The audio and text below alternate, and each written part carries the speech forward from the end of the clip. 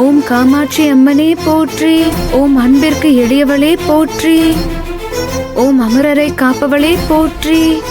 ஓம் மரம் வளர்க்கும் தாயே போற்றி.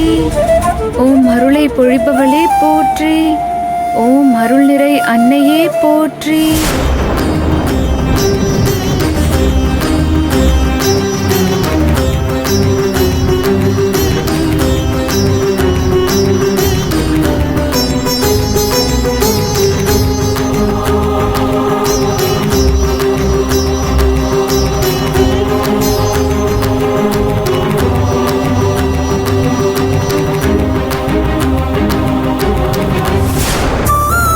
என்ன சுந்தரவள்ளி, இதுக்கு ஏதாவது குத்தம் சொல்ல போறியா? என்னதான் நீங்க அத்தனை பேரும் வெறுத்தாலும் அவளை திட்டி தீர்த்தாலும் கடைசியில் பாத்தியா, வீட்டுல பெரியவங்க பண்ண வேண்டிய விஷயத்த இப்ப நந்தினி பண்ணிட்டு இருக்கா. சுரேகாவுக்கு ஒண்ணுனதுமே மனசு உருகி போய் ஆத்மார்த்தமா சாமி கிட்ட வேண்டிக்கிட்டு இருக்கா பாரு. அவளுக்கு இருக்கிற மனசு உங்க யாருக்காவது வந்துச்சா? ஓம் ஆதாரமானவளே போற்றி. இப்ப உடம்புக்கு முடியாம படுத்திருக்காளே, அவளுக்கு வருமா? அவ நந்தினி என்னென்ன விதத்துல அசிங்கப்படுத்திருப்பா.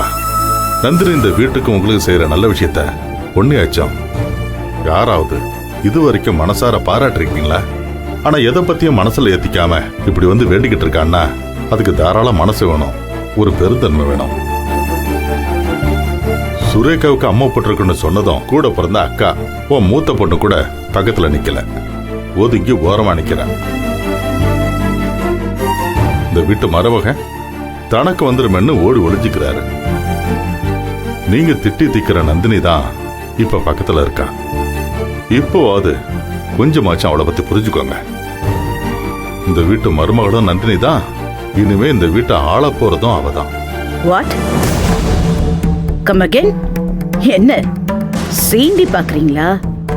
இதான் நேரம்னு சொல்லி காட்டுறீங்க. யாரு வீட்டை யாரு ஆள்றது?